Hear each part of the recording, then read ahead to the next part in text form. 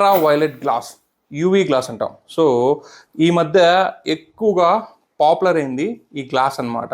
ఇది ఏంటంటే ఒక కర్వ్ డిస్ప్లే కానీ మీ దగ్గర ఉంటే ఆ డిస్ప్లేకి ఖచ్చితంగా ఈ గ్లాస్ వేస్తేనే మీకు ప్రొటెక్షన్ వస్తుంది. ఈ గ్లాస్ ఒక్కటే మీకు ప్రొటెక్షన్ ఇస్తుంది అనమాట. ఎందుకంటే ఇది కర్వ్డ్ ఎడ్జ్తో వచ్చి ఉంటుంది అనమాట. సో అందువల్ల ఏంటంటే కర్వ్ డిస్ప్లేస్ అన్నిటికి కూడా ఈ ఒక గ్లాస్ మాత్రం సెట్ అవుతుంది. ఎందుకు చెప్తున్నాం మాకంటే, సో దాని కాస్ట్ ఎంత తెలుసా మీకు? 400 నుంచి 1000 రూపాయలు పడుతుంది అనమాట. అంటే మీరు ఒక కర్వ్ డిస్ప్లే కొనాలనుకుంటే మాత్రం సో వీడియో ఖచ్చితంగా లాస్ట్ వరకు చూడండి. కర్వ్ డిస్ప్లేలో ఉన్న మెయింటెనెన్స్ ఇష్యూస్ గురించి మాట్లాడడానికి నేను ఈ వీడియో అయితే చేస్తున్నాను అనమాట. వీడియో లాస్ట్ వరకు మిస్ కావాలంటే స్కిప్ చేయకండి. అండ్ టెలిగ్రామ్ ఛానల్ లింక్ డిస్క్రిప్షన్లో ఇస్తున్నా, జాయిన్ అవ్వండి. మంచి మంచి డీల్స్ అయితే పోస్ట్ చేస్తాను. సరే, మరి ఇంకేమాత్రం లేట్ చేయకుండా టాపిక్లోకి వెళ్దాం, వచ్చేయండి. గాయస్, నా దగ్గర ప్రజెంట్ టెక్నో, ఇంతకుముందు టెక్నో ప్యాంథమ్ X2 Pro ఉండేది. సో అది మా బ్రదర్ ఒక అతను ఎమర్జెన్సీ తీసేసుకున్నాడు. ఆ తర్వాత నేను టెక్నో ప్యాంథమ్ ప్రీమియర్, అదే టెక్నో ప్రీమియర్ 20 Pro అయితే తీసుకుని. ఇది ఫ్లాట్ డిస్ప్లే అనమాట. సో దీనికి నేను టెంపర్ గ్లాస్ అయితే వేయించడం జరిగింది. నాకు ఒక 100 రూపీస్కి అయితే వచ్చేసింది అనమాట. 50 to 100 రూపీస్లో దీనికైతే టెంపర్ గ్లాస్ వచ్చేసింది. అండ్ నా దగ్గర సామ్సంగ్ S22 Plus ఉంది. సో ఈ S22 Plusకి వచ్చేసి నాకు ఒక ఫింగర్ ప్రింట్ పని చేయాలి కాబట్టి 150 రూపీస్ అయితే పడింది అనమాట. మెయిన్ డిస్ప్లే ఫింగర్ ప్రింట్ పని చేయాలి కాబట్టి. ఇవి ఏంటంటే ఇవి ఫ్లాట్ డిస్ప్లేస్ కాబట్టి వీటి కాస్ట్ అంటే 50 రూపాయల నుంచి మహా అంటే 200 రూపాయలు అంతకు మించి అయితే మీకు వీటి టెంపర్ గ్లాస్ కాస్ట్ అయితే పెట్టాల్సిన అవసరం లేదు. సో కమింగ్ టు ఇప్పుడు కర్వ్ డిస్ప్లేస్కి వద్దాం. Moto Edge 40 one of my brother దగ్గర ఉంది. And Tecno Phantom X2 Pro మా ఫ్రెండ్ దగ్గరే ఉంది. సో వీళ్ళకి ఏమైందంటే టెంపర్ గ్లాస్ మెయింటెనెన్స్ ఎక్కువైపోయింది. సపోజ్ ఆ టెక్నో ప్యాంథమ్ X2 Pro నా దగ్గర ఉన్నప్పుడు నాకు ఒక యూవీ గ్లాస్ వేసాను, 2 స్క్రీన్ గార్డ్స్ అయితే వేసాను. టోటల్గా 1100 ఖర్చు అయితే అయిందనమాట. ఎందుకంటే తెలుసు కదా, మనం ఇంట్లో పిల్లలు ఉంటుంటారు, మనం వాడే విధానం కింద పడ్డప్పుడు ఏంటంటే మనకైతే గీతలు పడ్డం, లేకుంటే యూవీ గ్లాస్ అయితే పగిలిపోతుంది అనమాట. నాకైతే 1100 మెయింటెనెన్స్ వచ్చింది. మా ఫ్రెండ్ దగ్గరికి వెళ్ళాక వాడు ఇప్పటికి దగ్గర ఒక అతను 1000 రూపాయలు, ఇంకొక అతను 1000 రూపాయలు అయితే పెట్టారు.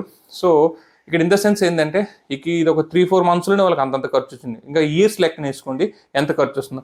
సో ఒక కర్వ్ డిస్ప్లే ఉన్న మొబైల్కి మీరు నెలకు ఒక్కసారి యూవీ గ్లాస్ మార్చాలన్నా సరే దగ్గర మీకు 500 రూపాయలు ఖర్చు వస్తుంది.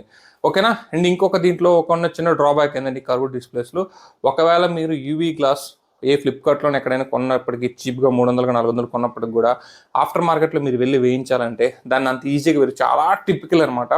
సో నేనే చాలా జాగ్రత్తగా వేస్తున్నాను. 25 minutes టైం పడుతుంది అనమాట నాకు. సో ఆ యూవీ గ్లాస్ వేసి దానికి యూవీ లైట్ అంటే రబ్ చేసి దాన్ని స్టిఫ్ చేయడానికి.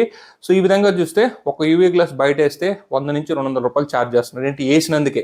సో అదే యూవీ గ్లాస్ మీరు వాళ్ళ దగ్గర వేస్తే 500 నుంచి 1000 రూపాయలు ఛార్జ్ చేస్తున్నారు, అంటే మొబైల్ రేంజ్ని బట్టి. సో ఇప్పుడు సపోజ్ S22 అల్ట్రా సిరీస్ తీసుకెళ్ళాను, S23, S22 curve displays ultra series, దానికి 1000 రూపాయలకు తక్కువ ఎవడో వేయడం అనమాట. బికాస్ ఏంటంటే అది ఫ్లాగ్షిప్ ప్రీమియం మొబైల్, కాస్ట్ లక్షల్లో ఉంటుంది కాబట్టి దాని దగ్గర ఛార్జ్ చేస్తారు. సపోజ్ ఇప్పుడు మోటో ఎడ్జ్ 40 న్యూను, H20, ఎడ్జ్ 40 ఇట్లాంటివి తీసుకెళ్తే మీకు 500 నుంచి 700 ఛార్జ్ చేస్తారు. ఈవెన్ మీరు స్క్రీన్ గార్డ్ వేసుకున్న సరే, అంటే గాడ్ స్టెప్స్ కూడా వస్తాయి, అవి వేసుకున్నా సరే మీకు దగ్గర 350 నుంచి 500 ఛార్జ్ చేస్తారు. లేదు అప్పటికప్పుడు వాళ్ళు తయారు చేసి వేసే మ్యాట్స్ కూడా మీరు 400 అయితే ఛార్జ్ చేస్తారు అనమాట. తక్కువగా అయితే కావాలంటే మీరు ఎంక్వైరీ చేసి చూడండి. ఉన్నంత పెద్ద మెయింటెనెన్స్ ఇష్యూ వచ్చేసి కర్వ్ డిస్ప్లేస్ ఇది. సో ఇక సెకండ్ ఇష్యూ వచ్చేసి ఈ కర్వ్ డిస్ప్లేస్లో ఇంకొక చిన్న ప్రాబ్లం ఏంటంటే, ఫోన్ చాలా ప్రీమియం ఉంటుంది, వాడుతున్నప్పుడు మంచి ఇది వస్తుంది, కానీ డిస్ప్లే కానీ చెడిపోతే, సపోజ్ ఇప్పుడు ఈ ఫ్లాట్ డిస్ప్లేస్ ఉంటాయి కదా, వీటికి పైన గ్లాస్ పగిలింది అనుకోండి. సపోజ్ టచ్ గ్లాస్ ఉంటుంది, పైన ఒకటి ఉంటుంది, టచ్ గ్లాస్ పగిలితే 1500కు 1000 రూపాయలకు 800కు రీప్లేస్ చేసుకోవచ్చు. అదే కర్వ్ డిస్ప్లేస్కి టచ్ గ్లాస్ పగిలిందంటే మీరు డిస్ప్లే మొత్తం చేంజ్ చేయాలి. దాన్ని చేంజ్ చేయాలన్నా కూడా అవ్వదనమాట. ఎందుకంటే అదొక సెట్ వస్తుంది, ఒక కిట్ అనమాట, ఒక డిస్ప్లే కిట్ వస్తుంది.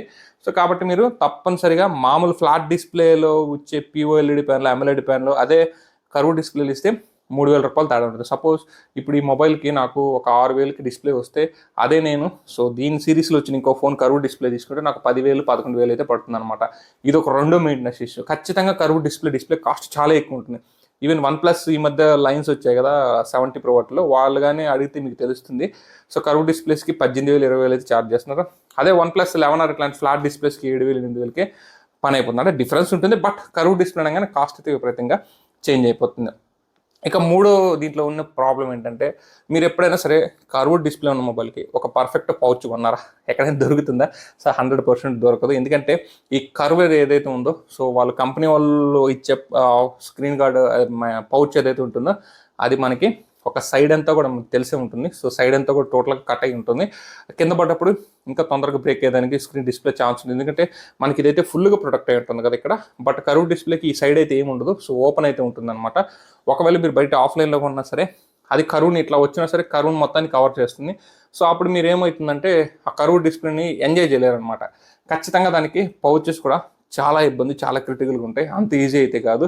సో ఈ విధంగా మూడో ప్రాబ్లం ఫేస్ చేస్తారు. ఒకవేళ పౌచెస్ దొరికినా కూడా చాలా కాస్ట్ అయితే ఎక్కువ ఉంటుంది అనమాట.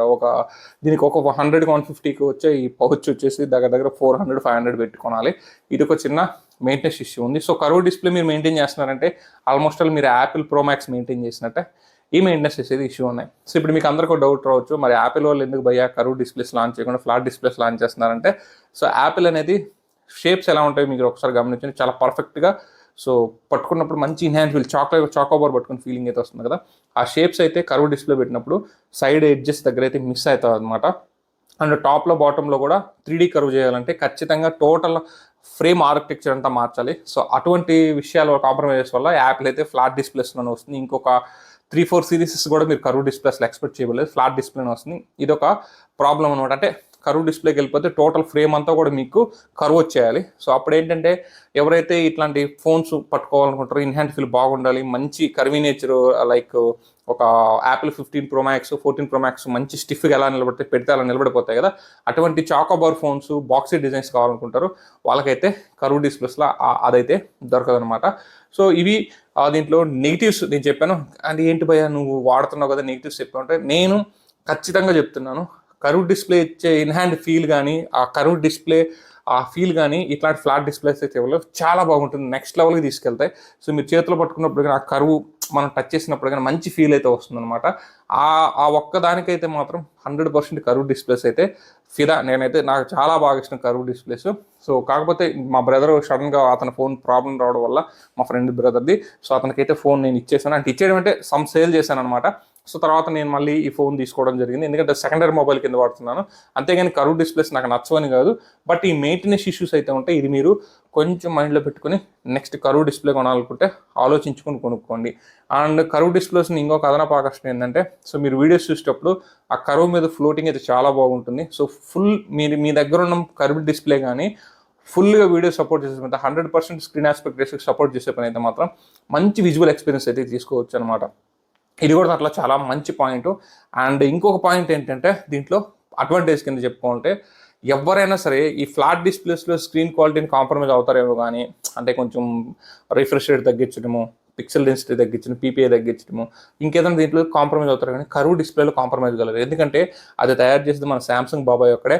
అతను తయారు చేసే డిస్ప్లే వచ్చి టాప్ నాచ్లో ఉంటుంది, పర్ఫెక్ట్ క్వాలిటీ ఉంటుంది, అండ్ హై గ్రేడ్ ప్యానల్సే వాళ్ళు ఇస్తారనమాట. కాబట్టి కర్వ్ డిస్ప్లేస్లో మీరు ఏ దగ్గర నుంచి ఫోన్ తీసుకున్నా సరే, ఏ కంపెనీ నుంచి ఆల్మోస్ట్ అలు టాప్ నాచ్ క్వాలిటీ డిస్ప్లే వస్తుంది అనమాట. అంటే కర్వ్ డిస్ప్లేస్లో ఆల్మోస్ట్ అలు A grade panels, top quality panels అయితే వాడతారు. ఈ సూపర్ AMOLED కానీ, POLEDs కానీ, OLEDs కానీ. సో ఇది కూడా ఒక అడ్వాంటేజ్ అనమాట. ఇట్లా డిసడ్వాంటేజెస్ ఉన్నాయి, అట్లా అడ్వాంటేజెస్ ఉన్నాయి. సో ఇప్పుడు మీరు ఏ ఫోన్ తీసుకోవాలనుకుంటారో కామెంట్ సెక్షన్లో కామెంట్ అయితే చేయండి. సో గైస్, ఈ వీడియోలో నేను మీకు కర్వ్ డిస్ప్లేస్ వల్ల ఉపయోగాలు ఏంటి, మెయింటెనెన్స్ ఇష్యూస్ ఏంటి, నష్టాలు ఏంటి నేను క్లియర్గా ఎక్స్ప్లెయిన్ చేశాను. వీడియో నచ్చితే మీరు లైక్ చేయండి, షేర్ చేయండి, మా ఛానల్ సబ్స్క్రైబ్ చేసుకొని సపోర్ట్ అయితే ఇవ్వండి. This is signing off. జై హింద్ గైస్.